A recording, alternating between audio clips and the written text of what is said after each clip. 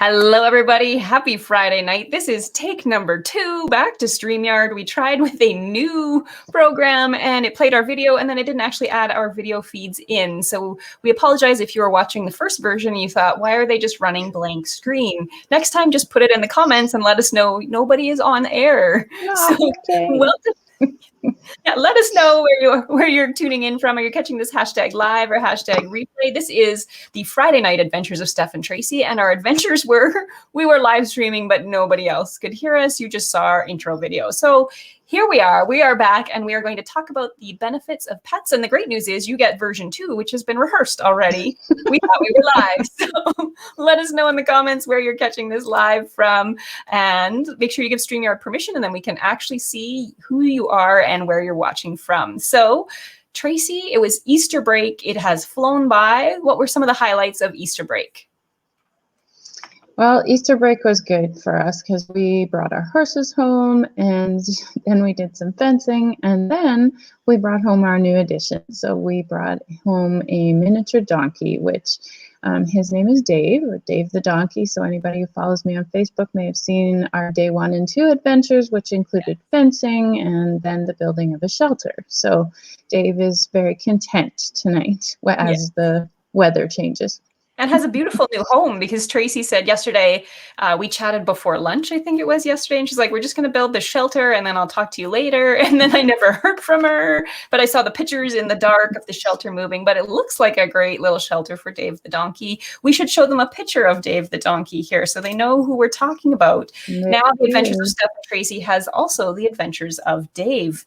Not my husband, he doesn't do live streaming, but Dave the Donkey, I'm pretty sure there'll be some adventures in live streaming with Dave the Donkey. So he looks so cute and fuzzy. He is very fuzzy. He will lose some of his fuzz. He's only about 8 months old, so he needs some work on his feet. So our job is to try to halter train him, which today we were able to brush him, and he's just getting used to his new surroundings. So it'll be a work in progress. But he's doing pretty good considering that he's away from all the other animals that he knows. And I know, let us know in the comments, are you a fan of pets? Do you have cats, dogs, horses, other types of animals? We have a question about what's the strangest pet that you've ever owned coming up. But Tracy, I know Dave the Donkey is a miniature donkey. He lives on your farm and there are horses, but what other kinds of animals do you have or have you had?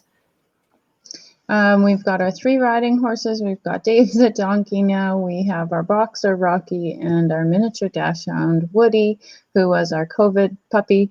And we also have a cat named Oreo. And we did have a couple of guinea pigs, but they have gone to a new home that the girl was absolutely in love with them when she saw them. So they will be very well taken care of.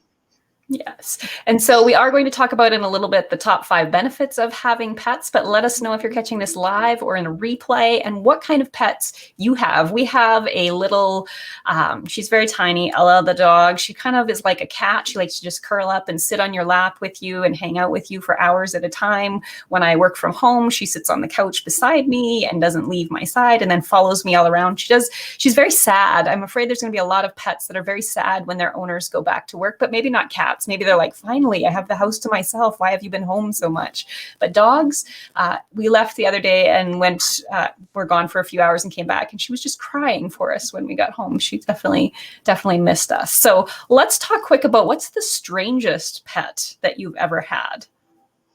For me, it's probably the miniature donkey. We never had anything exotic when I was growing up. I grew up with horses and dogs and cats on the farm, but my dad actually bought a couple miniature horses when the kids were little. My younger 2 were little, but the donkey is probably the most exotic for me.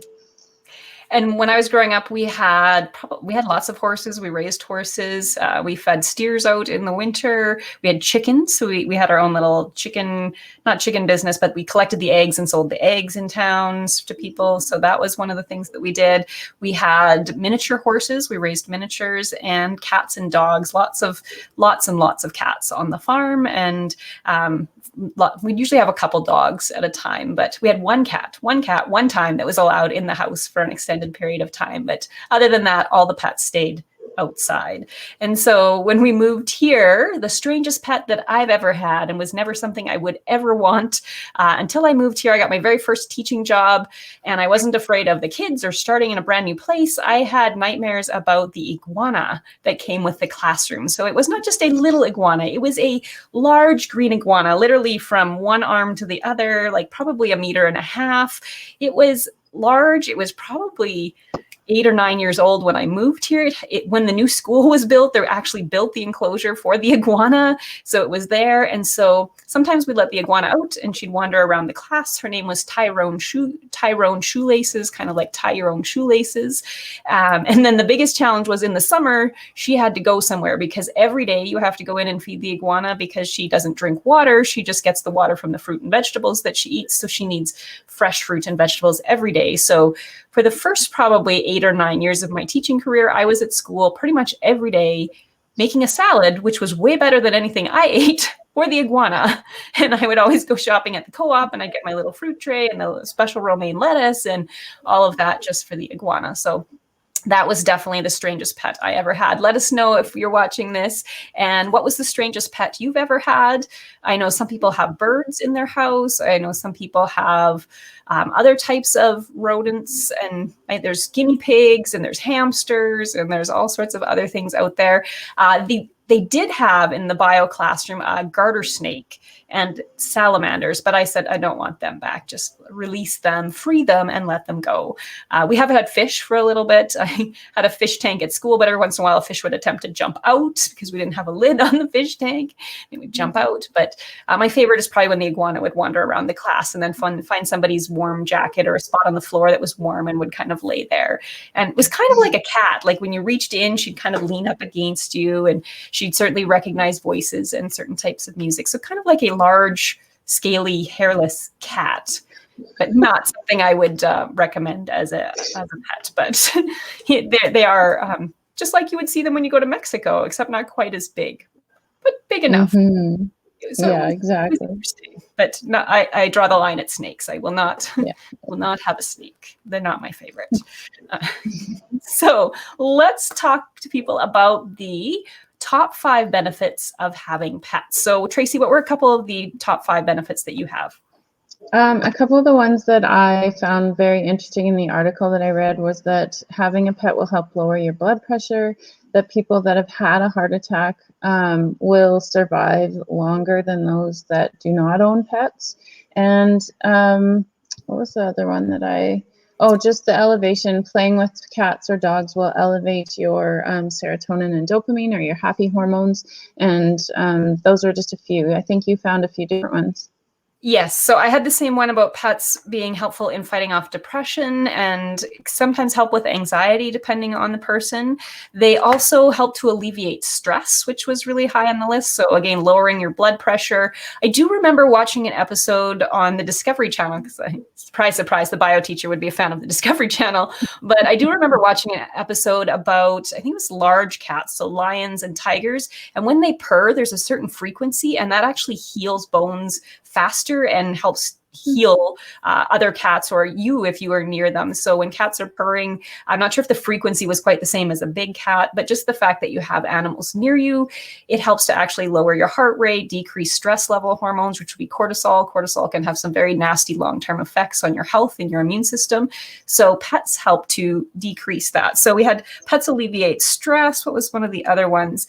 They facilitate healing and resiliency. So they're always there to support you, and they depend on you. So it helps people to get up and get outside and be more active. And I think that's part of the reason that after a heart attack or other health problems, if people have a dog and they get outside, or they get outside with their cat or play with the dog in the yard, that gets people up and moving around more, which is better for your health, increases that metabolism, gets you more oxygen, and just your mental health as well. And so any other points that you had before we wrap things up? Yeah, there were two actually. One in this article said that it actually lowers cholesterol levels, just owning the pet, which was huge. And the other one was that pet owners that are 65 years of age and older, in this article out of the US, said that they visit the doctor 30% less than those that don't own animals. So I thought that was huge for long-term health.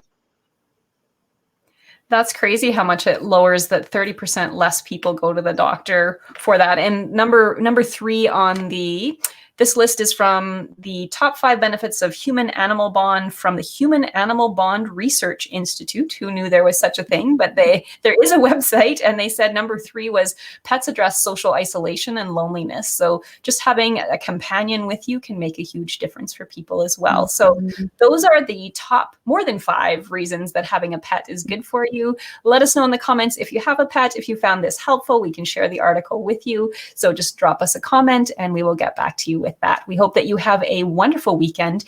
Enjoy the weather while it lasts if you're watching in Saskatchewan, before we head back into just a little bit of winter, which I'm hoping just maybe hits different parts other than where we live.